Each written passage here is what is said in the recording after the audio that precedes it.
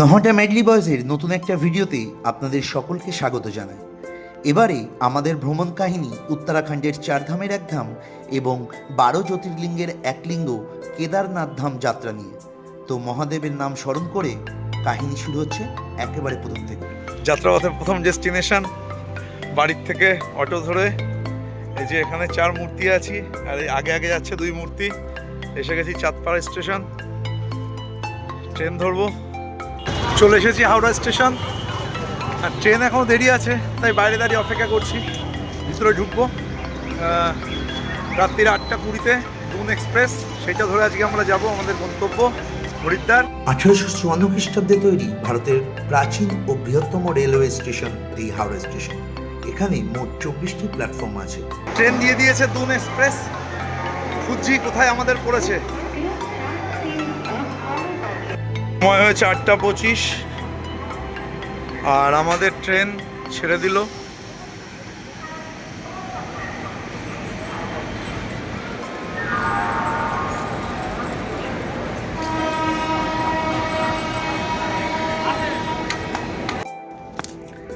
রাতে খাওয়া দাওয়া করে ঘুমিয়ে পড়ি আর পরের দিন ঘুম ভাঙে এক সুন্দর সকালকে সঙ্গী করে।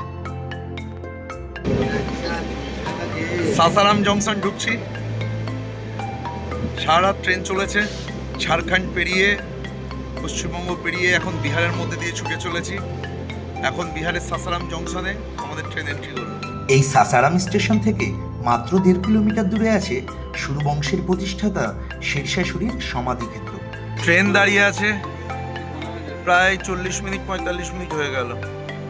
আমাদের সামনে দিয়ে পিছন দিয়ে একের পর এক ট্রেন পাস হয়ে যাচ্ছে, মেল ট্রেন, মালগাড়ি একের পর এক। দাঁড়িয়ে আছি 45 মিনিট হয়ে গেল, খুব গরম। আমরা ইউপিতে ঢুকে গিয়েছি, সামনেই কাশী স্টেশন। আমরা এখন গঙ্গা নদী পার হচ্ছি আর ওই যে দূরে দেখা যাচ্ছে কাশী বিশ্বনাথ মন্দির আর নমোঘাট। কাশী স্টেশন থেকে খুব সহজেই পৌঁছে যাওয়া যায় হিন্দুদের এই মহান তীর্থপীঠে। এসে গেছি অযোধ্যা ধাম। এখান থেকে আমাদের রাম মন্দির খুবই কাছে।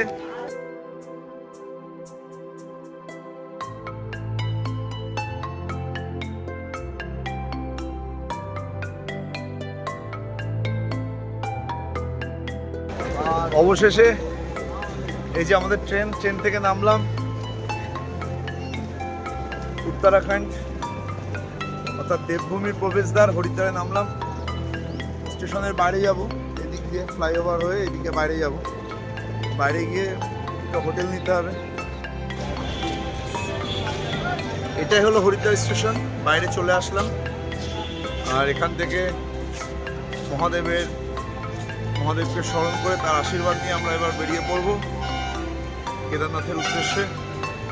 এই হচ্ছে আমাদের হরিদ্বার স্টেশন। উত্তরাখণ্ড দেবভূমি আর দেবভূমির প্রবেশদ্বার এই হরিদ্বার।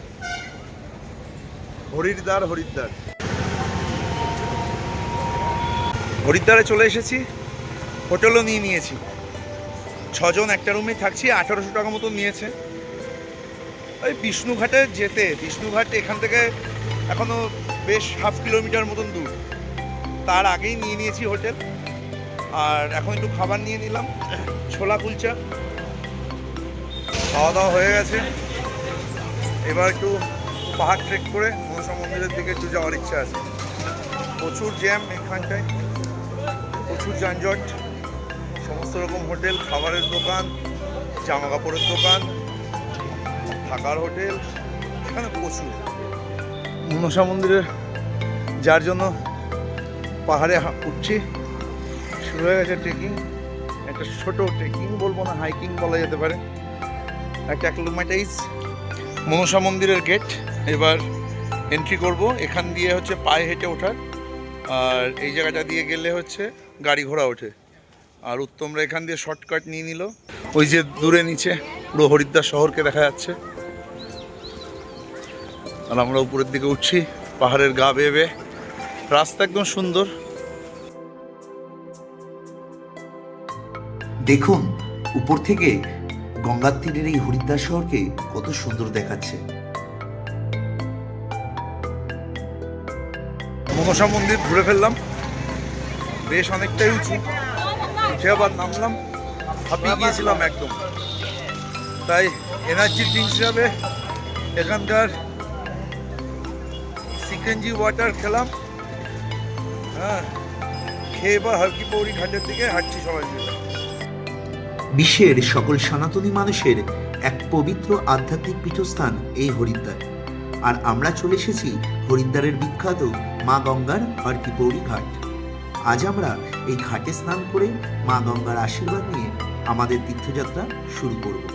হর হর গঙ্গে। উঠে পড়েছি একটা টেম্পো মতন গাড়িতে। এখানকার অটো কিন্তু স্টিয়ারিং লাগানো একটু অনেকটাই বড় সড়।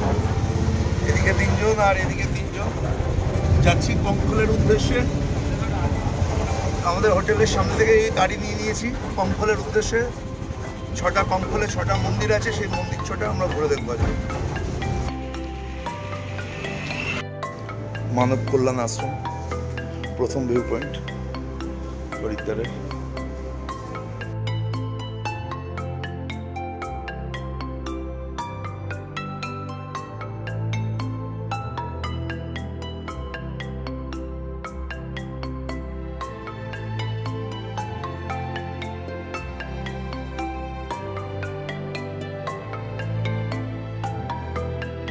এসে গেছি দ্বিতীয় ভিউ পয়েন্ট, শ্রী জগৎগুরু আশ্রম। খুব সুন্দর এবং অনেকটাই বড় জায়গা জুড়ে করা এই আশ্রম। এখানে দুপা অন্তর অন্তর এরকম মন্দির আশ্রম ভর্তি, কিন্তু সেগুলোর মধ্যেও যেগুলো বেশ বড় এবং সুন্দর কোনো কাহিনী আছে।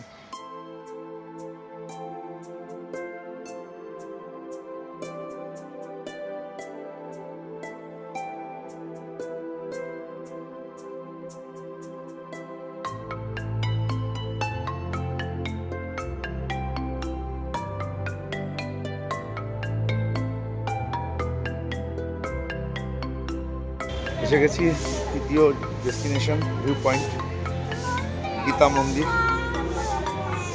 বেশ সুন্দর করে সাজানো গীতা মন্দিরে, পুরোটা বেশ উঁচু।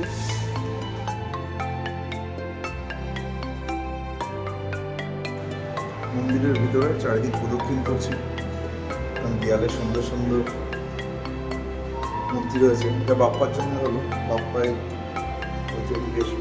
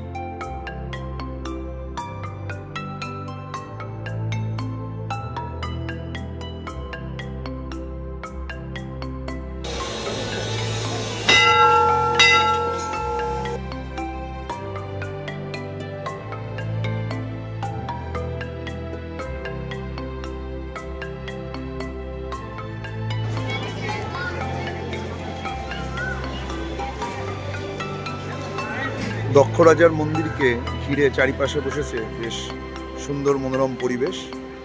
ছোটোখাটো মেলাও বলা যেতে পারে। আর পুরো জায়গাটা খুব পরিষ্কার পরিচ্ছন্ন এবং খুব সুন্দর করে সাজানো।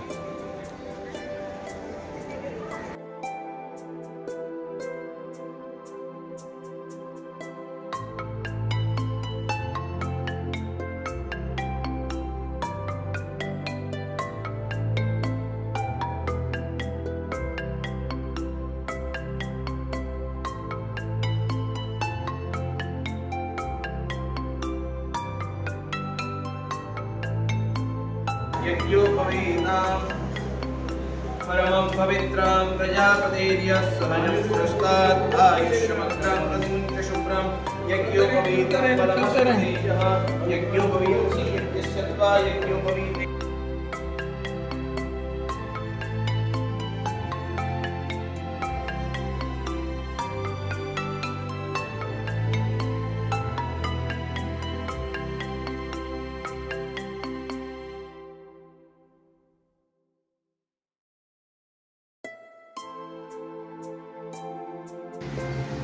সমস্ত কঙ্খল ঘুরে এবার আমরা চললাম হরকি পৌরি ঘাটের উদ্দেশ্যে। এসে গেছি হরকি পৌরি ঘাট। এখন সন্ধ্যা আরতি হবে, সব তারই প্রস্তুতি চলছে পিছন দিকে। এসে গেছি আমরা সবাই মিলে, একটু দেরি হয়ে গেছে আমাদের, সেই জন্য অনেক পিছনে থেকে দেখতে হচ্ছে, অসুবিধা নেই। আমরা জায়গা পেয়েছি যেখান থেকে সোজাসুজি দেখা যাবে। প্রচুর লোকের সমাগম, প্রচুর ভক্তবৃন্দের সমাগম। সব পুণ্যার্থীরা এসেছে, যার যার পুণ্য অর্জন করছে। পিছনে মা গঙ্গা বয়ে চলেছে, আর আমরা এসেছি সন্ধ্যা আরতি দেখবো বলে। সন্ধ্যা আরতি শুরু হোক, তখন আরও দেখাচ্ছি। প্রচুর লোকের সমাগম, ভাবা যায় না।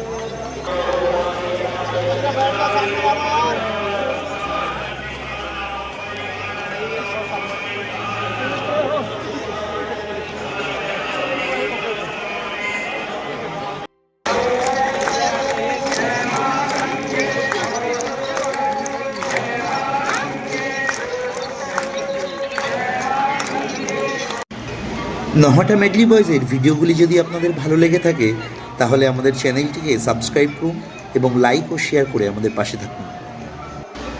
কেদারনাথ ভ্রমণের বাকি গল্প থাকছে আমাদের ভিডিওর দ্বিতীয় পর্বে।